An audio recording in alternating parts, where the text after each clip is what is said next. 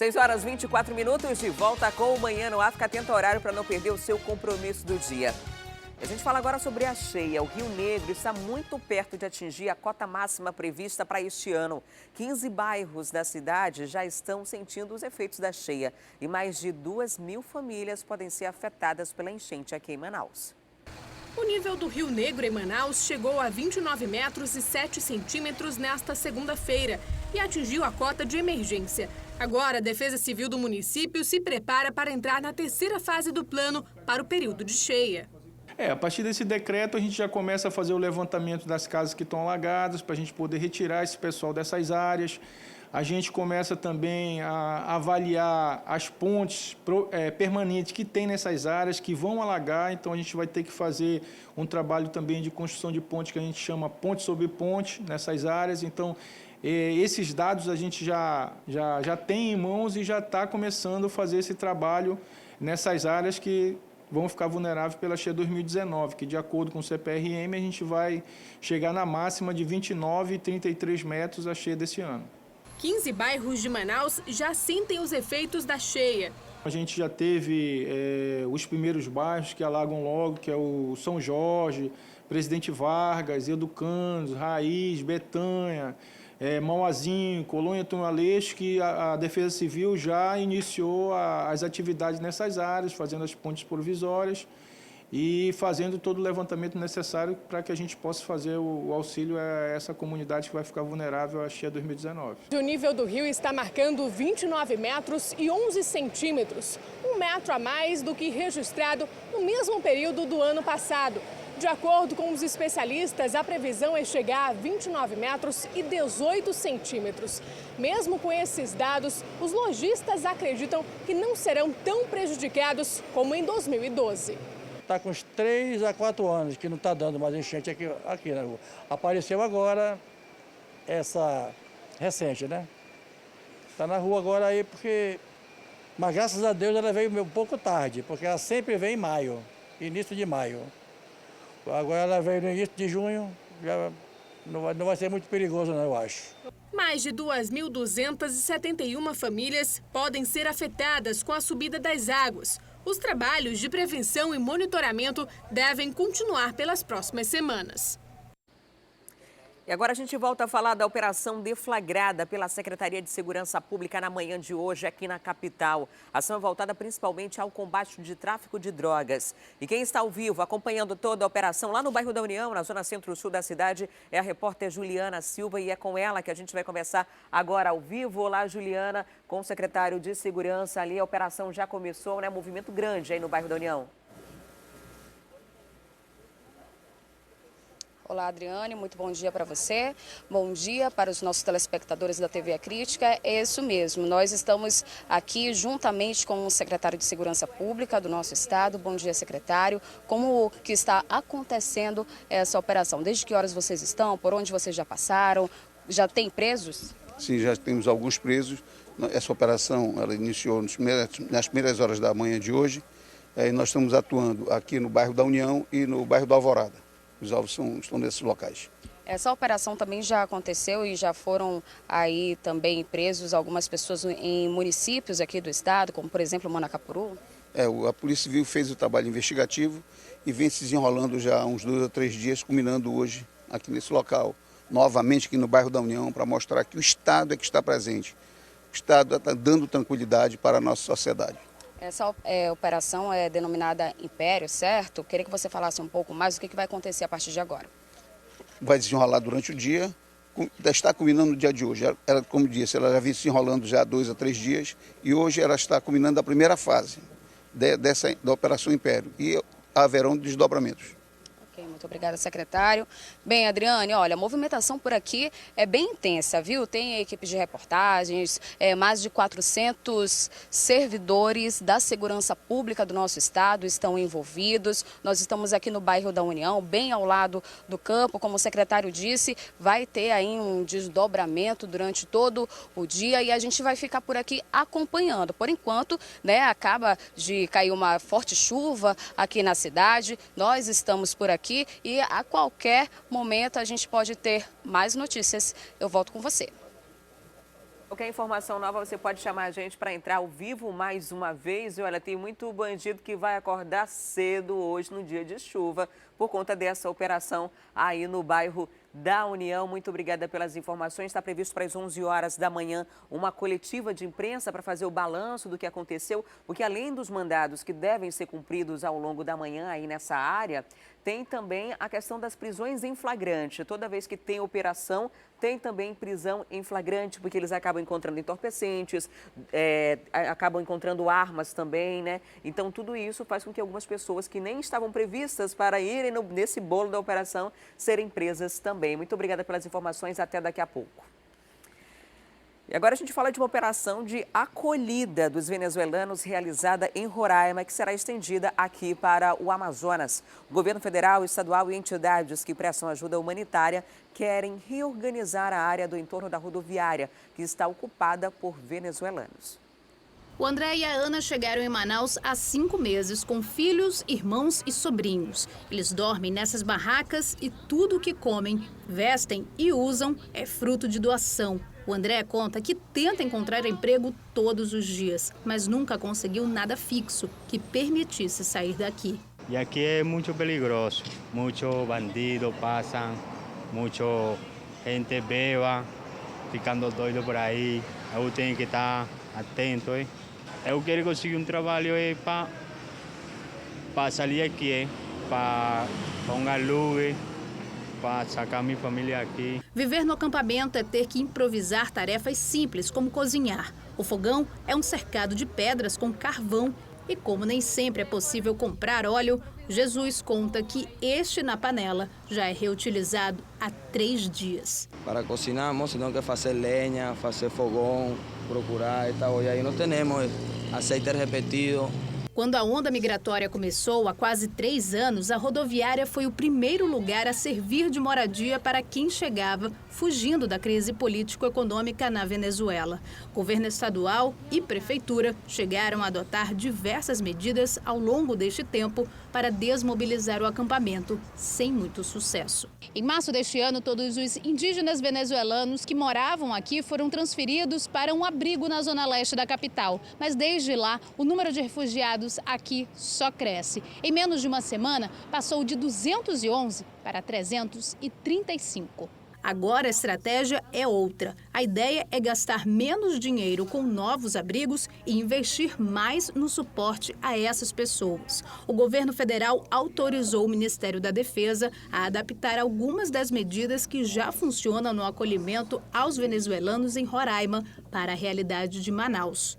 A ideia é fazer o ordenamento da rodoviária, a semelhança que fizemos em Boa Vista, que as pessoas tenham o mínimo de dignidade ali na rodoviária, que é o ponto de chegada. Não adianta negar que ali a rodoviária internacional é o ponto de chegada, colocando ali chuveiros, tanques, um posto de informação, um guarda-volumes, um espaço para crianças, um local seguro para doações, para que eles possam receber doações de diversos tipos, principalmente alimentação, e fazer suas refeições, e um local de pernoite. Este galpão próximo à rodoviária deve ser um dos pontos a ser usado como uma espécie de hotel para as famílias passarem apenas à noite. Aqui, algumas organizações humanitárias também vão realizar serviços como a emissão de documentos básicos. Então, essas instituições internacionais vão estar em parceria com o Estado, com o município e farão toda a administração, o gerenciamento e, principalmente, a seleção dos venezuelanos que já estão capacitados para serem interiorizados para o restante do país. O objetivo é dar condições para que os refugiados possam encontrar emprego mais rápido ou ainda procurar trabalho e moradia em outros estados. Para Ana, qualquer uma dessas possibilidades é melhor que viver no acampamento. Se minha sorte é seguir, sigo, porque eu quero trabalho para a melhoria de meu filho e minha mãe que está em Venezuela. E chegou a hora da gente falar sobre emprego, das oportunidades, das vagas disponíveis hoje nos postos do Cine. Claro que quem está ao vivo para trazer todos os detalhes para a gente é a Tamires Clé. Olá, Tamires, muito bom dia. Conta para a gente aí, para quem está preparado para ir em busca de uma oportunidade, o que tem para hoje? Oi, Adriane, bom dia para você, bom dia a todos que nos acompanham aqui no Manhã no Ar. Olha, tem realmente muitas vagas hoje, tanto no Cine Amazonas quanto no Cine Manaus. Somando tudo, são 43 vagas nessas 3 sedes. O Cine Amazonas é aquele que fica ali na Djalma Batista. Funciona a partir das 8 horas da manhã até as 5 horas da tarde. Você tem que chegar um pouco antes para que você possa pegar uma senha e ser atendido. E é justamente por lá que nós vamos começar o nosso tour de vagas hoje. Vamos começar falando das vagas lá na Djalma Batista, no Cine Amazonas. A gente tem vaga para técnico em informática, tem ainda assistente administrativo, auxiliar de manutenção, tem ainda auxiliar de limpeza, motorista carreteiro, MUNC, tem eletricista de veículos a diesel, tem ainda mecânico de motor a diesel, eletricista auxiliar. E tem também as vagas específicas para pessoas com deficiência. A gente tem motorista para a categoria D e também muitas vagas lá no Distrito Industrial para operador de produção. Precisa só do ensino médio completo. E para que você possa concorrer a uma dessas vagas, você tem que ter todos os seus documentos em mãos e em dia, organizados. Então, você tem que ter o seu RG, CPF, um comprovante de residência. É importante que ele esteja atualizado no mínimo aí 3 meses, né? No máximo 3 meses. Tem também que ter, no caso dos homens, o certificado de reservista. Tem que ter também, no caso das pessoas com deficiência, um laudo médico para atestar o tipo de deficiência que tem, para que você possa ocupar aquela vaga que é sua por direito. Ainda tem que levar também carteira de trabalho com o PIS e, claro, todos os seus certificados do ensino médio, do ensino fundamental, enfim, tudo que você acumulou ao longo da vida e que você queira realmente comprovar e mostrar realmente que você tem capacidade de ocupar aquela vaga. Além dessas vagas, tem ainda as vagas disponíveis no Cine Manaus, que tem 2 sedes, uma no São Geraldo, ali na Constantino Neri, e outra lá na Avenida Camapuã, perto do T4, ali no Shopping Felipe Dal. E aí, para você saber quais são essas vagas, você entra na internet, no site da Centep, que é o centep.manaus.am.gov.br, e o legal de lá é que sempre tem também algumas oportunidades de cursos gratuitos, que também sempre são muito importantes na hora de você conseguir uma vaga de emprego, na hora de você mostrar o seu currículo, mostrar realmente que você tem uma capacitação a mais e, quem sabe, não consegue ganhar um pouco melhor do que o seu emprego antigo. E lá o procedimento é o mesmo, você tem que chegar com os seus documentos também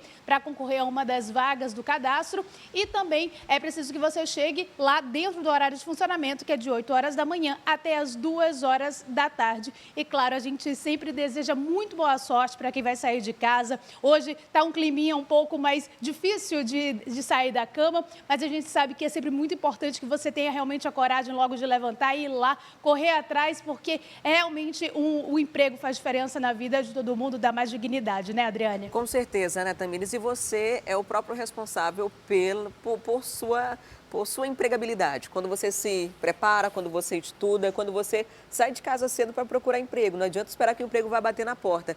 E eu já adianto que quem sair de casa hoje numa chuva já sai na frente, porque muita gente não vai. Então já diminui a competição nessa quarta-feira. Quem sabe uma vaga pode ser sua aí de casa. Muito obrigada, Tamires, pelas informações. E um avião de pequeno porte caiu e foi localizado em uma área de mata no município de Coari. A polícia suspeita que a aeronave estava transportando drogas e que o material ilícito foi furtado pelas pessoas que resgataram o piloto. A aeronave era de pequeno porte. Ela foi encontrada em uma área de mata próximo ao Lago do Davi, na zona rural do município de Coari, a 144 quilômetros de Manaus. 2 moradores da região resgataram o piloto com vida. Segundo a polícia, a suspeita é que um carregamento de drogas estava sendo transportado no avião e que a droga na aeronave foi furtada por moradores que ajudaram durante o resgate do piloto. Segundo o comandante do batalhão da Polícia Militar, Pedro Moreira, esses moradores eles teriam se apossado de 68 quilos de drogas que estavam em pequenas bolsas dentro da aeronave, que os possíveis donos também das drogas e piratas do Rio, comandados por Romarinho, estariam em busca de todos esses entorpecentes. Inclusive, eles foram até a casa de familiares dos comunitários na comunidade no Rio Codajás Mirim, na última quarta-feira. Segundo testemunhas, os moradores eles foram agredidos e ameaçados de morte. O caso por conta dessa droga que foi furtada. Com medo de morrer, as famílias fugiram do município. O avião anfíbio de pequeno porte ele caiu sobre as copas das árvores de aproximadamente 20 metros de altura em uma área de igapó na comunidade do Rio Codajás Mirim. Esse acidente aconteceu no dia 19 de março, mas só foi confirmado na segunda-feira pela Polícia Militar, que inclusive tiveram muita dificuldade para chegar até o local desse acidente, uma região de difícil acesso. De acordo aí com a polícia, o avião ele tem capacidade para transportar 2 passageiros, 600 quilos de peso no total e autonomia aí de voo em torno de 5 horas. O piloto ele foi encaminhado ao hospital da cidade de Coari. Já os moradores que resgataram o piloto, eles não foram localizados em suas residências e podem estar acampados na mata com medo de morrer. No local do acidente, os policiais militares, eles foram até lá, tiraram fotos, marcaram a localização do GPS e fizeram buscas ao redor, mas nada foi encontrado. O caso está sendo investigado pela Delegacia de Polícia Civil do Amazonas. Muitos mistérios, né, envolvendo esse caso, a gente vai continuar acompanhando para trazer os desdobramentos para você. Porque agora chegou o momento de eu falar mais uma vez ao vivo com o Emanuel Cardoso.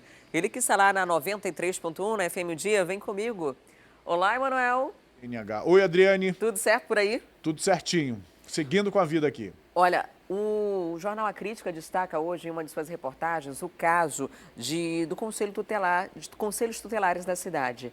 A Justiça determinou que a Prefeitura crie novos conselhos tutelares, pelo menos 3 conselhos tutelares para atender a cidade.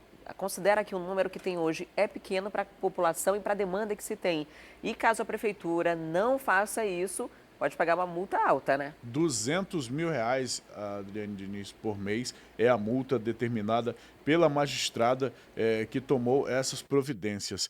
É uma decisão que atende a uma ação civil pública e além da criação desses 3 conselhos, de 3 novos conselhos tutelares para atender a comunidade, o que se pede também é que sejam estruturados os conselhos tutelares que já existem e sejam estruturados da seguinte forma, com recepcionistas para atender a população, sem categorização de atendimento, que qualquer pessoa que chegue aos conselhos sejam atendidos, independente de já terem sido atendidos ou não, que os funcionários tenham carga horária para trabalhar e no caso do atendimento, que tenha no mínimo 8 horas, que o conselho tutelar trabalhe de maneira ininterrupta, inclusive nos fins de semana e feriados.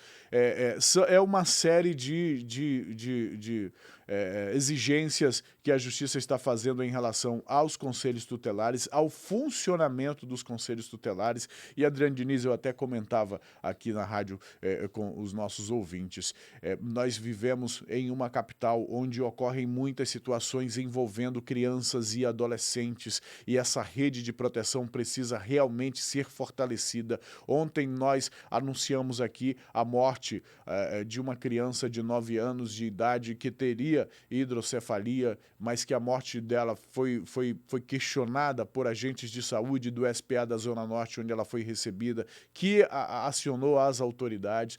Existe aí a possibilidade de essa criança estar dentro das condições ideais de vida ou de sobrevivência. A delegacia está investigando e verificou que a situação da família é de fato precária. Nós tivemos os casos de abuso, por exemplo, ontem um homem preso por estupro de vulnerável, por ter passado a mão numa menina de 7 anos.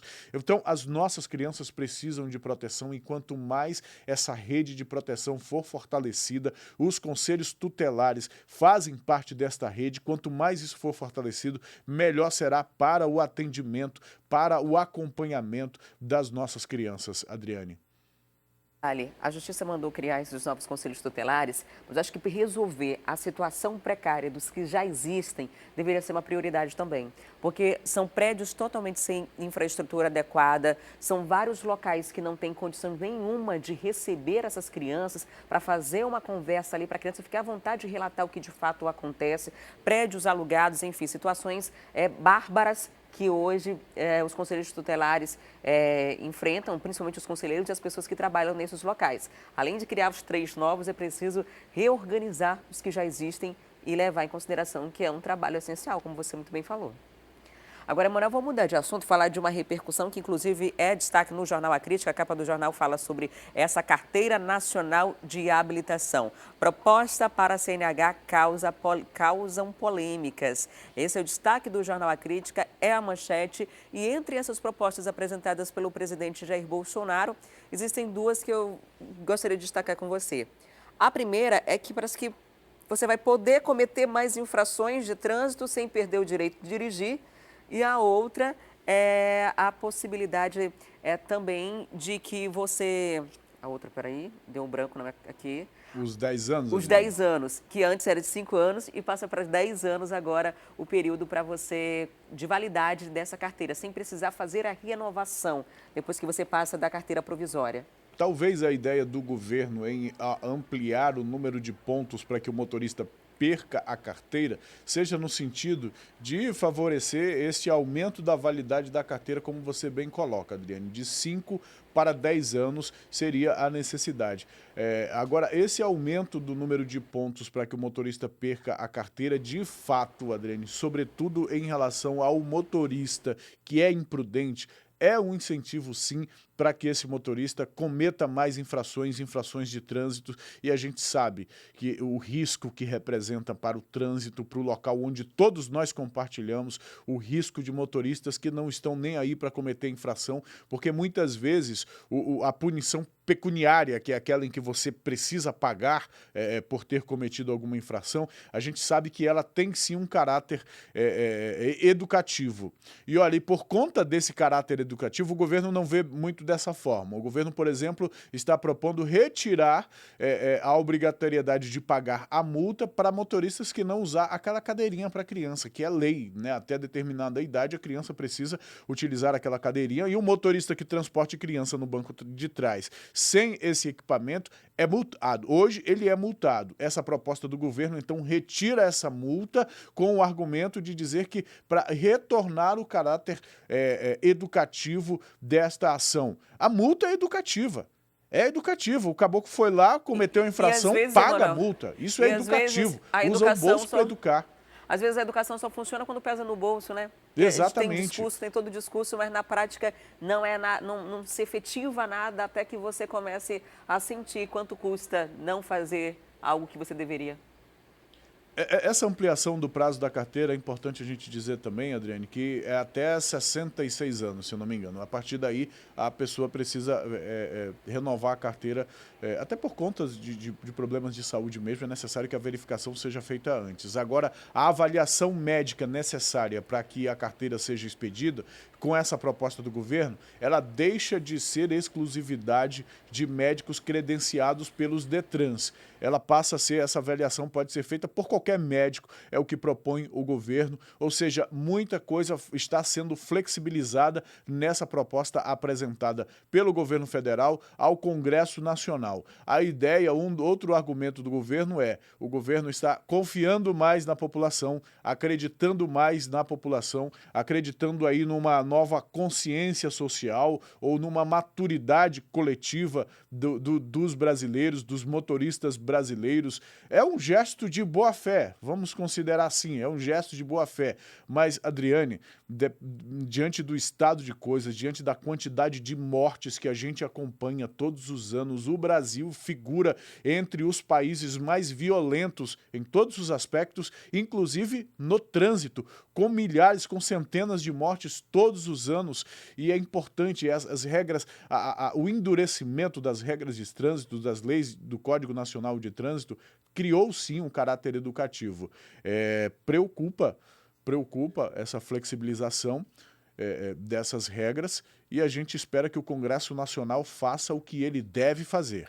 É legislar. O governo federal está apresentando a proposta, agora o Congresso Nacional tem que discutir, avaliar, analisar, com base no estado de realidade das coisas, com base no que se sabe do perfil do cidadão brasileiro e decidir o que for melhor para nós. A gente vai continuar acompanhando essa história. Me preocupa bastante a questão de aumentar a quantidade de pontos na carteira, porque o Código de Trânsito Brasileiro, a lei, ela prevê punições muito brandas, até quando você tira a vida de alguém enquanto está dirigindo. Daqui a pouco a gente vai trazer a repercussão, a fala do presidente Jair Bolsonaro e também do presidente da Câmara, que de antemão já concorda com essas propostas. Muito obrigada, Emanuel, por sua participação. Um excelente dia para você e para os ouvintes da 93.1. Bom dia, Adriane. Bom dia a todos. A gente se encontra mais tarde nas reportagens da vida, no Alerta Amazonas mais tarde, ou amanhã por aqui mesmo, nesse mesmo horário, nesse mesmo canal. Até já, então. E olha só, antes da gente ir para o intervalo, tenho imagens para você lá do bairro da União. Vamos acompanhar aqui, o nosso drone está sobrevoando essa área e dá para você perceber aí um movimento bastante intenso. O que está acontecendo? Para você que acordou agora, começou a acompanhar o Manhã no Ar nesse exato momento. Desde as primeiras horas da madrugada, a polícia se concentrou lá na Cavalaria para uma Operação Império, uma operação de combate principalmente ao tráfico de drogas. Antes das 6 horas da manhã, eles saíram para cumprir mandados. Esses mandados principalmente ali na zona centro-sul da cidade, no bairro da União, que fica pertinho ali do Parque 10, também dá acesso à Avenida Torquato Tapajós. E esses mandados começaram a ser cumpridos logo no começo dessa manhã. A movimentação é muito grande, porque são cerca de 400 policiais, da Força de Segurança aqui do Amazonas. E você viu os carros enfileirados ali ainda há pouco e vê ali as viaturas lá na frente também, fechando o cerco de acesso a um dos becos do bairro da União.